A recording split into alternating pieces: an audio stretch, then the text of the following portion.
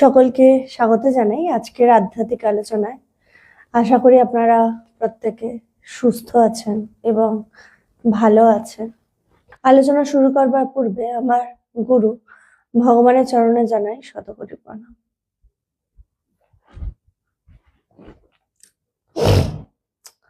অনেকদিন আলোচনা হয়নি, আবার প্রায় অনেক সপ্তাহ, অনেক মাস বাদে আলোচনা। আসলে কোভিডের সময় আলোচনা অনলাইনে হতো, তখন আমাদের তো বাইরের আর অন্য কোনো সেরকম ভাবে কাজকর্ম ছিল না, কিন্তু এখন আমাদের বাইরের অনেক কাজকর্ম বেড়ে চলেছে। এই নানা জায়গায় অনুষ্ঠান থাকে, নানা জায়গায় আলোচনা সভা থাকে, মানুষের সাথে অনেক মানুষের নতুন নতুন মানুষের সাথে পরিচয় হচ্ছে। তার আগে আমি ভাবছি একটুখানি এবারে যে আসামে গেলাম সেগুলো নিয়ে একটু বলি। অনেক মানুষ যারা দেখেছেন প্রোফাইলে যে আমরা অনেক জায়গায় গেছি, আমি, তেজমহিমা এবং আরো অনেক স্বামীজিরা। এবারে আমাদের ইন্টারন্যাশনাল বেদান্ত সোসাইটির 36তম প্রতিষ্ঠা দিবস নানা জায়গায় পালন হয়েছিল, ভারতবর্ষ তথা ভারতবর্ষের বাইরেও নানা জায়গায়, হল্যান্ডে, তারপরে লন্ডনে, তারপরে ইন্দোনেশিয়াতে, বার্সেলোনাতে, তাছাড়াও আরো অনেক অনেক জায়গায়। আমরা এবারে দেখলাম যে এবারের যে প্রতিষ্ঠা দিবসের 36তম প্রতিষ্ঠা দিবসে আমাদের লন্ডনে একটা সেন্টার খুললো। এটা আমাদের জন্য একটা বিরাট বড় ব্যাপার। এবারে নানা জায়গায় পালন হলেও এবার আমরা বিশেষভাবে সবাই একত্রিত হয়েছিলাম আসামের বাকাইটরি বলে একটি গ্রাম আছে, সেখানেও আমাদের একটি সেন্টার আছে। সেখানে স্বামী শিবানন্দ মহারাজ খুব সুন্দরভাবে ওখানে তার পরিচালনায় খুব সুন্দর একটি অনুষ্ঠান হয়েছিল, আধ্যাত্মিক অনুষ্ঠান। তিনি একা হাতে প্রচন্ড খাটাখাটনি করে মানে বিরাট বড় একটি অনুষ্ঠান পালন করে। ওখানে ওই গ্রামটাতে ভগবান মাত্র 2 থেকে 3 বার হয়তো পদধূলি রেখেছেন ওই গ্রামের মানুষগুলোর কথা মানে আমি যা বলবো সব কম হয়ে যায়। মানুষগুলো এত সুন্দর, এত সরল, এত যত্ন করেছে আমাদের প্রত্যেককে। আর সব থেকে বড় কথা, ভগবান যে বাড়িগুলোতে গিয়েছিলেন সেই বাড়িগুলো এমনিতে তো আসামের ওই যে বাকাইটারি গ্রামে প্রত্যেকের বাড়িতেই একটা করে মানে বাড়ির মাঝে একটা উঠোনের মধ্যে একটা খুব সুন্দর মন্দির আছে, সেখানে তারা প্রত্যেকে নাম গান করে, তারা ভীষণ ভক্তিভাব সম্পন্ন, তারা ভীষণ ভক্তিবান। এবং প্রত্যেকে যেখানে যেখানে ভগবান গেছিলেন, যে এইসব বাড়িগুলোতে ভগবান পা রেখেছিলেন, ওর মধ্যে অনেক বাড়িতে আমরা দেখেছি ভগবান যে ঘরটিতে শুয়েছিলেন সেই ঘরটাকে ওরা এত যত্ন করে রেখেছে, এত সুন্দর করে ভগবানের ফটো লাগিয়ে রেখেছে। এটা একটা বিরাট ব্যাপার। এটা মানে ভাবা যায় না। যারা খুব অল্প সময় আমার গুরুদেবের সঙ্গ করেছেন, ভগবানের সঙ্গ করেছেন, কিন্তু এই অল্প সময়ের মধ্যে তারা ভগবানকে এত নিজের করে নিয়েছেন। তাদের ভাষা আলাদা, তারা অসমিয়ায় কথা বলেন, তাদের ওই অসমিয়ার মধ্যে তারা অল্প অল্প বাংলা বোঝেন তারা, কিন্তু তাও মানে অনেকে আবার বাংলা বোঝেন না, কিন্তু তারা ভগবানের যে আধ্যাত্মিকতা, ভগবানের যে ভালোবাসাটা এত ভালোভাবে বুঝেছেন এবং পেয়েছেন, তাদের তাদের ভগবানকে ভগবান বলে বুঝতে অসুবিধা হয়নি, যার জন্য তারা এত যত্ন করে সবকিছু রেখেছেন। না বুঝলে তো আর এটা করা যায় না। শুধু তাই না, ওখানের একজন ভক্ত, যেখানে আমাদের বাকাইটারি আশ্রমটি হয়েছে, তাই সে ভগবানের সঙ্গ করে ভগবানের কথায় অনুপ্রাণিত হয়ে তার অনেকটা জমি আমাদেরকে দান করেছিলেন, যেখানে এখন আমাদের বাকাইটারি একটি আশ্রম তৈরি হয়েছে। তো এইসব ব্যাপার, এগুলো দেখার ব্যাপার আছে, যেগুলো না বললেই নয়, নইলে আপনারা জানতে পারবেন না যে আমাদের ইন্টারন্যাশনাল বেদান্ত সোসাইটির কোথায় কোথায় কেমন কাজ হচ্ছে। তাছাড়া আমরা বাকাইটারি বাদ দিয়ে আমরা বঙ্গাইগাঁওতেও গেছিলাম। বঙ্গাইগাঁওতেও আমাদের শাখা রয়েছে, সেখানেও আমাদের যে স্বামীজি আছেন, স্বামী রামানন্দ মহারাজ, তিনি খুব সুন্দরভাবে আশ্রমটি পরিচালনা করছেন একা হাতে। তিনি কিন্তু আবার চোখে অতটা দেখতে পারেন না। তিনি ওই চোখে না দেখতে পেরেও সেটাকে সে দুর্বলতা হিসেবে নেয়নি, সেটাকে তার মানে সে ওইভাবেও আশ্রমটাকে যে সুন্দরভাবে পরিচালনা করছে সেটা দেখবার মতো। তারপরে ওখান থেকে তারপরে আমাদের হেডকোয়ার্টার, মুখ্য কার্যালয় আসামে। তাছাড়া আমাদের আসামে আর একটাও আছে, Guwahati city centre. Guwahati city centre পরিচালনা করেন স্বামী ভাস্করানন্দজি। আর গুয়াহাটি এবং মুখ্য কার্যালয়ে থাকেন আমাদের প্রেসিডেন্ট মহারাজজি, তারপরে স্বামী স্বরূপানন্দ মহারাজ এবং স্বামী গঙ্গানন্দ মহারাজ। এনারা সবাই প্রত্যেকে যেভাবে ভগবানের জন্য এবং প্রত্যেকে আশ্রমের জন্য এত সুন্দরভাবে কাজ করছে সেগুলো দেখার মতো। এবং আমরা ওখান থেকে তারপরে শিলংয়ে গেছিলাম। শিলংয়েও ভগবানের অনেক ভক্তরা রয়েছেন। সেখানকার ভক্তরাও ভগবানকে এত ভালোবাসেন, সেটা তাদের মুখে আমরা ভগবানের কথাগুলো শুনছিলাম পুরোনো দিনের। মানে সেগুলো ভাষায় প্রকাশ করা যায় না, প্রত্যেকের আন্তরিকতা, প্রত্যেকের ভালোবাসা। তারপরে আমরা একটি গ্রামে গেছিলাম কাজকর্ম করতে। সেই গ্রামটির নাম ডুয়ার্সের বীরপাড়া বলে। সেখানে প্রচুর আদিবাসী বাচ্চাদের মাঝে দীপক ঘোষ বলে তিনি খুব সুন্দর কাজ করছেন, এবং সেখানে আমরা 2-3 দিন থাকলাম এবং বাচ্চাদের মাঝে বাচ্চা, সব থেকে বড় কথা, বাচ্চারা তো সহজে তাদের সাথে যদি সেরকম ভাবে না মেশা হয়, বাচ্চাদের সাথে সহজ ভাবে না মিশলে তো বাচ্চারা গ্রহণ করবে না। কিন্তু অদ্ভুত ভাবে আমাদেরকে বাচ্চারা যেভাবে গ্রহণ করেছে, ওখানকার বাচ্চারা, আদিবাসী বাচ্চারা, এবং ওদের মাঝখানে পৌঁছাতে পেরেছি, ওদের সাথে আনন্দ করেছি, ওদেরকে গল্পের মাধ্যমে আধ্যাত্মিকতার নানা গল্প বুঝিয়েছি। মানে খুব সুন্দরভাবে দিনগুলো কেটেছে এবং খুব সুন্দরভাবে কাজ হয়েছে। এই যে আমরা যে নানা জায়গায় কাজকর্ম করে চলেছি, যে এই যে তারপরে কিছুদিন পরে আসবার পরে নানা জায়গায় আরো অনুষ্ঠান ছিল। আসবার পর অসুস্থ হয়ে যাওয়ার জন্য, যার জন্য আমি বুধবার পড়েছিল, 1 তারিখে পৌঁছেছি, তারপরে বুধবার পড়াতে আমি আলোচনা করতে পারিনি, কারণ আমি একটু অসুস্থ হয়ে পড়েছিলাম। আসার পরে কথা বলতে পারছিলাম না। কিন্তু আসবার পরে তারপরে যখন আমরা বাদুতে একটা আলোচনা সভায় গেছিলাম, আমি গেছিলাম এবং স্বামী নির্গুণানন্দ মহারাজ গেছিলেন। ওখানে প্রায় ওখানকার কিছু বাদুর ভক্তরা মিলে, জীবন রায়, রীতা রায়, শান্তিবাবু, আরো অনেকে, হ্যাঁ, কীর্তিপুর বস্তিয়ার আরো অনেক ভক্তরা মিলে, সবাই মিলে ওখানে একটা বিরাট বড় ধর্মসভার আয়োজন করেছিল। সেখানে প্রায় 300-350 লোক উপস্থিত ছিল। সেইখানে পুরো একটা গ্রামের সব বাচ্চারা, বড়রা সব এসেছেন, বয়স্ক ভদ্রমহিলারা এসেছে। ওখানে আমরা আধ্যাত্মিক আলোচনা করি। ওরাও ভীষণ ভাবে অনুপ্রাণিত হয়। সব থেকে বড় কথা, আমি হয়তো ফেসবুকে লিখেছিলাম ওই ব্যাপারটা নিয়ে, যে আমরা যখন আলোচনা করে ফিরছি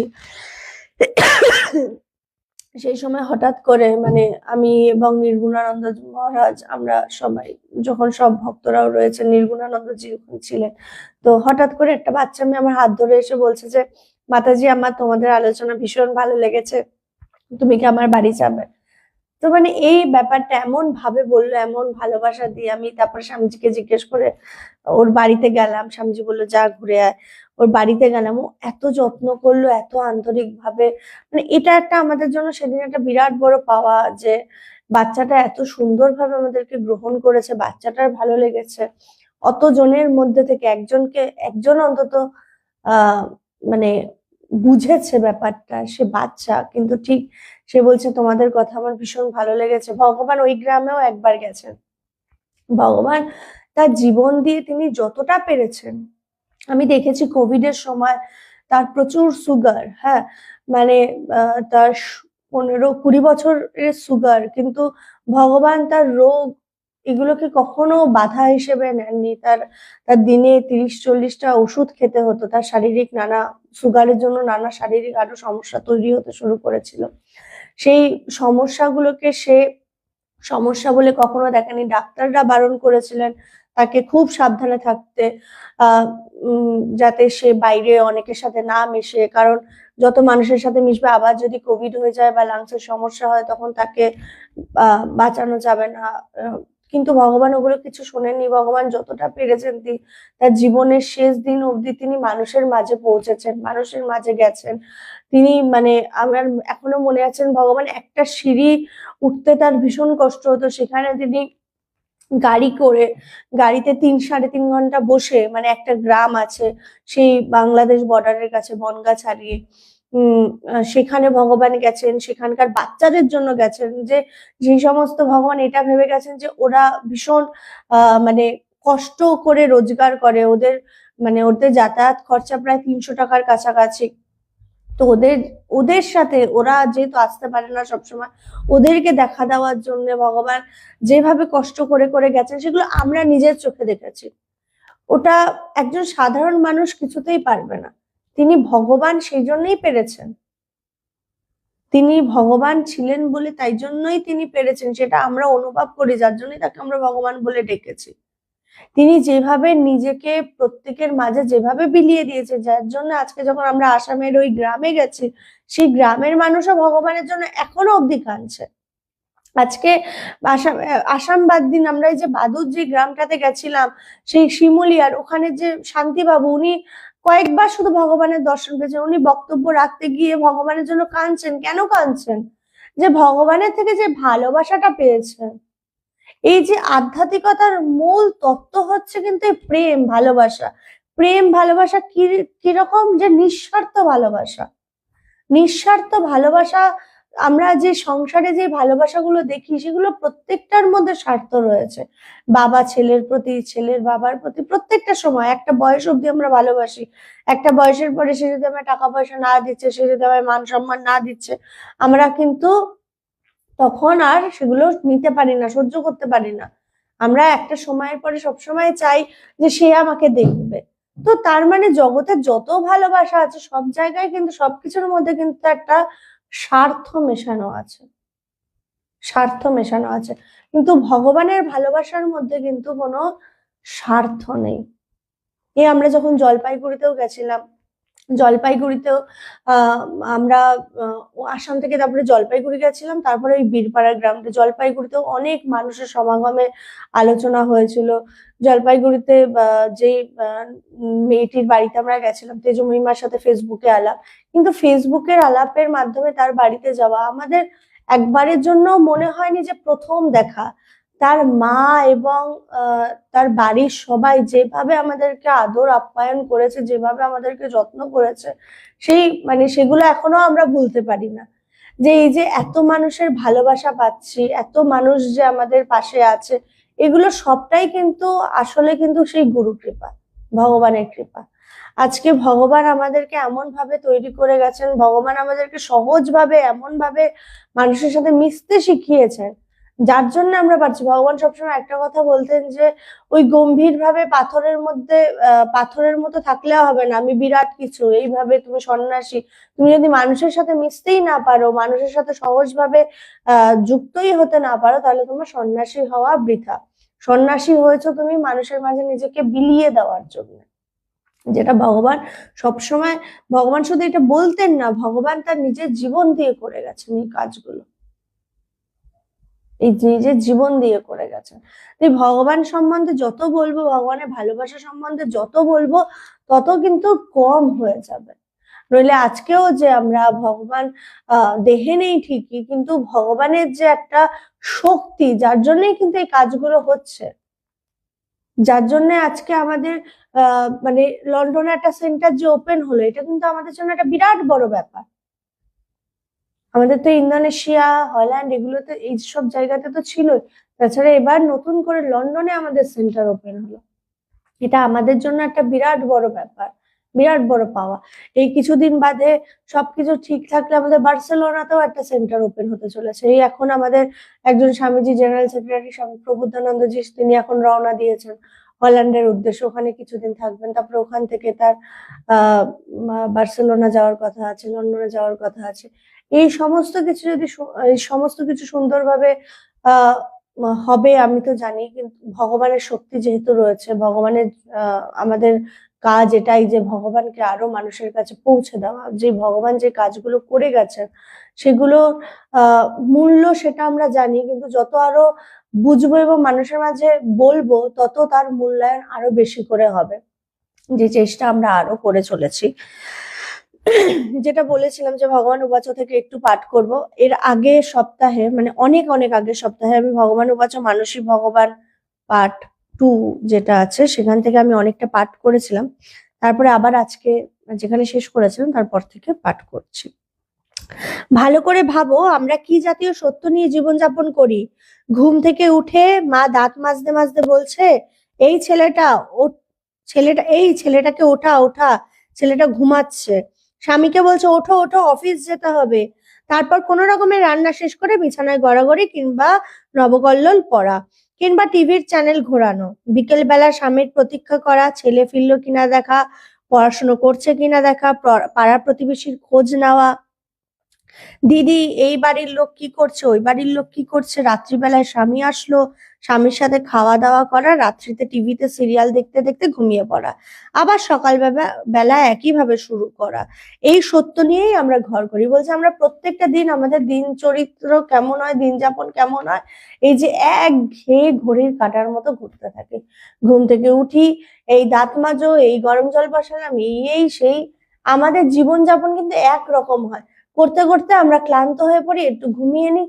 কিন্তু এর মধ্যে থেকে আমাদেরকে যে সময় বার করে আমাদেরকে যে আহ আধ্যাত্মিকতার জন্য সময় দিতে হবে, সেটা কিন্তু আমরা ভুলে যাই। আধ্যাত্মিক চর্চা করতে হবে, ধ্যান ধারণা করতে হবে, এগুলো কিন্তু আমরা ভুলে যাই।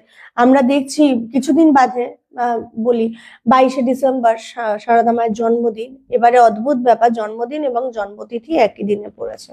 তো সারদা মা এক জায়গায় বলছেন নলিনী দিদিকে যে, তো মানে মায়ের সময়, মা যখন ছোট ছিলেন, বলছে আমি ঘরের কত কাজকর্ম করতাম, তারপরে আমি 1,00,000 বার জপও করতাম, তোরা তো দেখি কিছুই করিস না।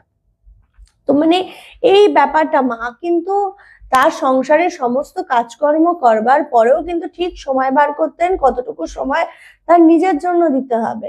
কিন্তু সারাদিনে আমি যদি ভেতরের দিকে তাকাই, রাত্রেবেলায় ঘুমোতে যাওয়ার আগে আমি সকাল থেকে উঠে কি করলাম, এই বিচার করা, যেটা নিয়ে ভগবান বলছে যে কি আমরা সে একঘেয়ে জীবনযাপন করছি।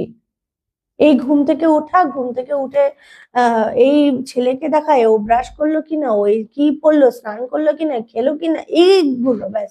এই করতে করতে রাত হয়ে যাচ্ছে। এই রাত হয়ে যাওয়ার পরে আবার ঘুম থেকে উঠে যেই কে সেই।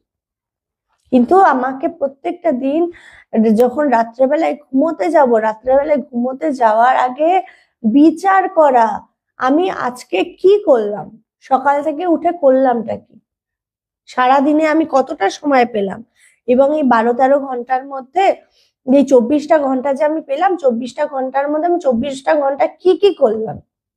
ঘুম থেকে ওঠার পর থেকে আমি কি নিজের জন্য একটু সময় বার করেছি? আমি কি একটু ঈশ্বরকে সময় দিয়েছি? দেখা যাবে আমি দিইনি। কোন ফাঁকে আমার সময় বেরিয়ে গেছে, কোন ফাঁকে মনে হয়েছে ঠিক আছে আজ করবো না, কাল করবো। এই কাল করতে করতে কিন্তু আমার নিজেকে আর সময় দেওয়া হচ্ছে না। এই কাল করতে করতেই কিন্তু কখন আমার বয়স 70 গড়িয়ে গেছে, কখন আমার পা আর মুড়ে বসতে পারছি না, ভুলেই গেছি। তাই জন্য সবসময় মনে রাখতে হবে নিজের জন্য সময় বার করা। সারাদিনে একটা সময় মেনটেন করে, সেটা সকালে হোক, দুপুরে হোক বা রাত্রে হোক, এই সময়টুকু আমার। এই সময়ে আমি কোনো কাজ করব না। সংসারে যে যত সমস্যায় এসে যায়, এই সময়টুকু, এই 1/2 ঘন্টা বা 1 ঘন্টা আমি নিজেকে দেব। এটা যদি আমি আমার নিয়মে এনে দিই, আজকে বাড়ির লোকে নানা কিছু বলবে, কালকে বাড়ির লোকে নানা কিছু বলবে, আস্তে আস্তে কিন্তু সবাই বুঝে যাবে না এই সময়টা আমার মা বা বাবাকে ডিস্টার্ব করা যাবে না, বা আমার স্ত্রীকে ডিস্টার্ব করা যাবে না, বা আমার স্বামীকে ডিস্টার্ব করা যাবে না। এই সময়টুকু তার নিজস্ব সময়। যেমন ভাবে বাড়ির কেউ যখন অফিসের কাজকর্ম করে, যখন কোভিড এর সময় কাজকর্ম করতো, তখন আমরা কি করতাম, এই অফিসের কাজ করছে, এখন ওকে ডিস্টার্ব করা যাবে না। ঠিক সময় আমরা বার করে নিতাম কিন্তু সংসারের কাজকর্মের মধ্যে অফিসের কাজকর্ম করা। ঠিক তেমন ভাবে ঈশ্বরকে ডাকার জন্য কিন্তু আমাকে সময় বার করে নিতে হবে। ওই গতানুগতিক জীবন কিন্তু চালালে চলবে না। গরুকে সকালবেলায় ঘাস খেতে দেওয়া হয়, সন্ধ্যাবেলা পর্যন্ত গরু ঘাস খায়। ঘাস খেয়ে সে ফিরে এসে যে চুপচাপ থাকে, সে কি ঈশ্বর চিন্তা করে? তা নয়, ঘাসগুলিকে পেট থেকে বার করে নিয়ে আবার সে চর্বণ করে। মানুষও তাই, দুপুর বেলায় 2টোর সময় ইলিশ মাছ দিয়ে ভাত খেয়েছে, রাত্রি 10টা পর্যন্ত প্রতিবেশীর সাথে ইলিশ মাছ দিয়ে ভাত খাওয়ারই গল্পটা করে যাবে, কিন্তু গল্পটা করে চলবে গরুর মতো। কিন্তু নিজেকে গরু ভাবতে লজ্জা লাগে। সে মানুষ, মানুষ তো গরু নয়। গরু সম্বন্ধে রচনা লেখে গরু গৃহপালিত জন্তু। তুমিও তো তাই। ওই যে গরু যেমন সারাদিন ঘাস খাচ্ছে, আমরাও তো সারাদিন ঘাসই খাচ্ছি। আসলে সকালবেলা উঠে আমাদের ছেড়ে দেওয়া হয় অন্য চিন্তা ভয়ঙ্করী। সকালবেলায় ঘুম থেকে উঠে ছুটবো কিসের জন্য? খাওয়ার জন্য। কি 2টো পয়সা রোজগার করব, টাকা রোজগার করব। ঘুম থেকে উঠেই ছোটা আর ছোটা, সারাদিন টাকা পয়সার পেছনে। বাকি সময় সেটা চিন্তা, সেই সত্য নিয়ে আমরা থাকি। বলছে সারাটা দিন আমরা কি করছি? আমরা আসলে গরুর মতনই জীবন যাপন করছি, কিন্তু নিজেকে গরু ভাবতে লজ্জা পাই। গরু যেমন কি ঘুম থেকে উঠেই সে চলে গেল মাঠে, ঘাস খাচ্ছে, এবং রাত্রেবেলায় কি করছে? ভগবান কি বলছেন দেখুন, সুন্দরভাবে বলছে, বলছে গরু কি রাত্রেবেলায় ঈশ্বর চিন্তা করছে? ঘাস টাস খাওয়া শেষ হয়ে যায়, সে তা করছে না। সে কে করছে? সে আবার পেটের থেকে সেই ঘাসগুলোকে বার করে জাবর কাটছে, চর্বণ করছে। এই ব্যাপারটা বলছে আমরা সংসারী লোকরাও কিন্তু সংসারের মধ্যে থেকে ঠিক একই কাজ করছি। আমরা ঘুম থেকে উঠে কি শুরু করছি? ঘুম থেকে উঠে আমরা সংসারের কাজকর্মে ঢুকে যাচ্ছি। ঢুকে যাওয়ার পরে তারপরে সারাটা দিন আজকে আমার এই রান্না হলো, আজকে আমার মেয়ে এটা করেছে, আজকে আমার ছেলে ওটা করেছে, আজকে আমার স্বামী এই করেছে, এইগুলো নিয়ে পাড়া প্রতিবেশীর সাথে গল্প করছে, এইগুলো নিয়ে ফোনে সারাদিন আমার আত্মীয় স্বজন যা আছে তাদের সাথে গল্প করছি। এই করে করে আমার রাত্রি কেটে গেল, এবং রাত্রি যখন হলো তখন আমি ঘুমিয়ে পড়লাম। বলছে নিজেকে গরু ভাবতে লজ্জা লাগছে ঠিকই, কিন্তু আমরা আর গরুর মধ্যে কিন্তু কোনো তফাৎ নেই। আমরাও তাদের মতনই, বলছে যেমন ভাবে তাদের বুদ্ধি নেই, কিন্তু আমরা নিজেকে মানুষ বলি ঠিকই, কিন্তু মানুষের মতো কাজকর্ম কিন্তু কিছু করছি না। মানুষ হয়েছি, যে দেহটা পেয়েছি, যে বুদ্ধি খাটাতে পারি, বুদ্ধি খাটিয়ে যে নিজের জন্য চিন্তা করব, সেগুলো কিন্তু করছি না। মনুষ্য জন্ম কেন পেলাম? মনুষ্য জন্ম পেলাম যে আমি কি পেলাম, এগুলো নিয়ে কিন্তু চিন্তা ভাবনা করছি না। আমি বুঝতে পারছি না কখন আমার মৃত্যুর সময় ঘনিয়ে আসবে। এই যে এত কাজকর্ম করছি, এত রোজগার করছি, কিছুই কিন্তু আমি দিনের শেষে নিয়ে যেতে পারবো না। এটাই সত্য। ঈশ্বরকে নিয়ে থাকলে বলছে সমস্ত কাজকর্ম করো, তোমাকে কাজকর্ম ছাড়তে কেউ বলছে না। কাজকর্ম করো, নিষ্ঠা সহকারে করো, কিন্তু মনটা কিন্তু ঈশ্বরে রাখো। মনটা অন্যের চিন্তায় রেখো না, কারণ অন্য চিন্তা যত করবে তত মন চঞ্চল হবে, এবং এই মন চঞ্চল যত হবে তত কিন্তু তোমার শরীর আরো খারাপ হবে। তাই মনকে শান্ত রাখার চেষ্টা করো, এবং শান্ত একভাবেই রাখা যাবে ঈশ্বর চিন্তার মাধ্যমে। আমরা জগৎ থেকে যা পাই আমরা ভাবি এটাই সেরা জিনিস, এর বাইরে আর কিছু নেই। এগুলি এনে দিচ্ছে কারা?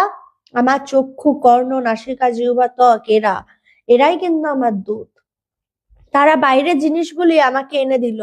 একটা সুন্দরী মেয়ে যাচ্ছে, কিংবা একটা সুন্দরী পুরুষ যাচ্ছে, দেখে ভালো লাগলো, এই দৃশ্যটা চোখটা এনে দিচ্ছে। সুন্দর গন্ধটা পাচ্ছি, নাকটা এনে দিচ্ছে। কানে লতা মঙ্গেশকরের গান শুনছি, ত্বকের সুখের জন্য গায়ে আবার তেল মালিশ করছি, আরাম লাগছে। এই ইন্দ্রিয়ের সুখ ছাড়া আমরা আর কিছুই জানি না যে এর বাইরে কিছু আছে। আমাদের দুঃখের ব্যাপার হচ্ছে এটাই, আমাদের এই চক্ষু, জিহ্বা, ত্বক, কর্ণ, নাসিকা যে আমাদের কাছে খবরগুলি এনে দিচ্ছে, এগুলিকে আমরা চরম সত্য বলেই মনে করি, কিন্তু এগুলি সব বিকৃত এবং মিথ্যে খবর। এবং এই মিথ্যে খবরের পাল্লায় পড়ে আমাদের জীবন শেষ প্রান্তে এসে আমরা হেরে যাই, ঠকে যাই। পঞ্চ ইন্দ্রিয় আমাদের কি দিচ্ছে? জাগতিক সুখ। বলছে এই যে আমাদের চক্ষু, কর্ণ, নাসিকা, জিহ্বা, ত্বক, এই যে আমাদেরকে কি দিচ্ছে, এই যে পঞ্চ ইন্দ্রিয়, আসলে দিচ্ছে শুধু জাগতিক সুখ। জাগতিক সুখ দিচ্ছে, ক্ষণস্থায়ী সুখ দিচ্ছে। এগুলো, এই যে একটা বলছে না ভগবান খুব সুন্দরভাবে একটা সুন্দর ছেলে দেখতে গেল, তাতে আমাদের চোখটা বলে বাহ খুব সুন্দর ছেলেটা। এটা আমাদের চোখ এনে দিচ্ছে। বা আমরা এখন বসে আছি, হঠাৎ করে কারুর বাড়িতে একটা খুব সুস্বাদু রান্নার গন্ধটা আমার নাকে এসে গেল, সাথে সাথে আমার কিন্তু মন ওখানে চলে গেল। কিছু কিছু সময় মন এমন তীব্র হয়ে যায়, গন্ধতে আমি থাকতে না পেরে তখন মনে হয় আমি নিজেই সেই জিনিসটা রান্না করে খাই। হয় কিন্তু এটা, কেউ যদি এখন বলে না হয় না, হয়। বাড়িতে জিনিসপত্র থাকলে তখন মনে হয় না, এটাই এখন করে খাই। কখনো কখনো এরকম মানে আমার হতো, যেটা আমার নিজেরই হতো, যে আমি ফুচকাটা খেতে এত ভালোবাসি, মানে এখনো বাসি, কিন্তু এখন কন্ট্রোল নিজের উপর একটা, যে না এখনই এখনই খেতে হবে তা না। আগে কি ছিল, যে আমি যদি আজকে না খাই আমাকে খেতেই হবে, মানে আমার একটা সময় এমন ছিল আমাকে রোজ ফুচকা খেতে হবে, না খেলে হবে না,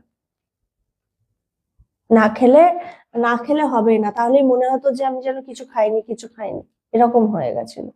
কিন্তু একটা সময় যখন অভ্যাস করতে থাকলাম, তখন কিন্তু ওই জিনিসটা ত্যাগ হয়ে গেল, ওই রকম আর কিছু হতে হয় না এখন আর।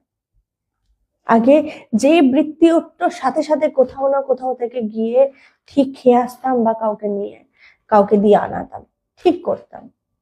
মানে যে বৃত্তি কি করতে পারে, তোমাকে তিরিং বিরিং করে কিন্তু নাচাতে পারে, তিরিং বিরিং করে নাচাতে পারে। সে তুমি শান্ত হয়ে বসে আছো, বৃত্তিটা এমন ভাবে উঠবে তোমাকে সাথে সাথে সেই কাজগুলো করাবে। হয় না অনেক সময় পাশে একটা খুব সুন্দর সুস্বাদু গন্ধ আছে, এখনই মনে হবে এবার আমিও ওই জিনিসটা রান্না করে খাই। বা কারুর বাড়িতে কিছু রান্না হলো, আমি যেই শুনলাম, আমাকে যেই বললে, এবার আমারও বৃত্তি জেগে উঠলো, ঠিক আছে আজকে যদি নাও হয় কালকে ওই জিনিসটা আমিও বানিয়ে খাবো। এই বৃত্তি, এইগুলো কি, এই যে এইগুলো হচ্ছে আমাদের পঞ্চ ইন্দ্রিয়, এই সমস্ত জিনিসগুলো আমাদের কাছে পৌঁছাচ্ছে, এবং এই পৌঁছাচ্ছে যেই সাথে সাথে আমি ওই জাগতিক সুখের জন্য, ক্ষণস্থায়ী সুখের জন্য আমিও সাথে সাথে দৌড়াচ্ছি, আমিও সাথে সাথে দৌড়াচ্ছি। বলছে এইগুলোকেই কন্ট্রোলে আনতে হবে, এইগুলোকেই একটা শৃঙ্খলে আনতে হবে। তখনই সম্ভব যখন আমি মনকে নিজের বশে আনবো। এবং এই মনকে বশে আনবো কি করে, না আধ্যাত্মিক চর্চার মাধ্যমে। আমি যত যত আধ্যাত্মিক চর্চা বাড়াবো, তত তত কিন্তু আমি আমার ভেতরকে শান্ত করতে পারবো, আমার ভেতরটা আস্তে আস্তে নিজের ভেতরে কিন্তু পরিবর্তন আনাতে পারবো। পরিবর্তন আনাটা কিন্তু জীবনে ভীষণ ভাবে জরুরি। এবং শুধু তাই নয়, আমার কিন্তু প্রত্যেকটা দিন যারা আমরা সংসারে কাজকর্মে আছি, তাদের কিন্তু প্রত্যেকটা দিন রাত্রে ঘুমানোর আগে ভাবা উচিত, আজকে আমি কতটুকু সময় নিজের জন্য দিলাম। এই ভগবানের এই কথাটা কিন্তু মাথায় রাখা উচিত। আমরা কি ওই সারাদিন আজকে সংসারের কাজকর্মের মধ্যে দিয়েই কাটালাম, আর সারাদিন কি সংসারের আলোচনাই করে গেলাম, কি রান্না করলাম, কি খেলাম, কি করব আবার কালকে, এগুলোই করে গেলাম, মানে একটু হলেও ঈশ্বর চিন্তা করলাম? বলছে নইলে কিন্তু আমার সাথে পশুর কিন্তু কোনো তফাৎ থাকবে না, কোনো তফাৎ থাকবে না। মহাপুরুষরা এই কথাগুলো আমাদেরকে কড়া ভাষায় বলতে পারেন, কারণ তাদের ভয় নেই। তাই নিজে যে মানুষ, আমি যে মনুষ্য জন্ম যে পেয়েছি, সেটা আমরা যেন সেটাকে কাজে লাগাতে পারি, কাজে লাগাই যাতে, কাজে লাগাবো কি করে, সংসারের সমস্ত কাজকর্ম করব যারা সংসারে আছি, কিন্তু কাজকর্মের ফাঁকে কিন্তু আমি নিজের জন্য সময় বার করব, নিজে জপ করব, নিজে ধ্যান করব, বা কোনো আধ্যাত্মিক বই পড়বো, ঈশ্বর চিন্তা করব। এগুলো করলে কিন্তু মনটা ধীরে ধীরে শান্ত হবে, ধীরে ধীরে শান্ত হবে, এবং আমি নিজে আরো সুন্দর হব। আধ্যাত্মিক চর্চা কিন্তু নিজেকে সুন্দর করার জন্যই চর্চা করা, বাইরের থেকে না, রূপবান নয়, ভেতর থেকে সৌন্দর্য বাড়ানোর জন্য। ভেতর যত সুন্দর হবে, তত কিন্তু আমি আসলে সুন্দর হব। বাইরে থেকে আমি কি কালো দেখতে, কি ফর্সা দেখতে, কি গালে কি দাগ আছে, সেটা আসল না। আসল হচ্ছে আমি ভেতরে কতটা প্যাচ নিয়ে বসে রয়েছি। ভেতরটা যদি মলিন হয়, ভেতরটা যদি সুন্দর হয়, তাহলেই কিন্তু আমি আসলে সুন্দর। বাইরের সৌন্দর্য কিন্তু আসল নয়, ভেতরের সৌন্দর্যটা আসল। সেটার উপরে যাতে জোর দিই আমরা, ভেতরকে সুন্দর করার জন্য যাতে রোজ চেষ্টা করি একটু একটু করে। আজকে আলোচনা এখানেই শেষ করছি। প্রত্যেকে সুস্থ থাকবেন, ভালো থাকবেন। আর আজকে গীতা জয়ন্তী, সকলকে গীতা জয়ন্তীর অনেক শুভেচ্ছা। জয় ভগবান।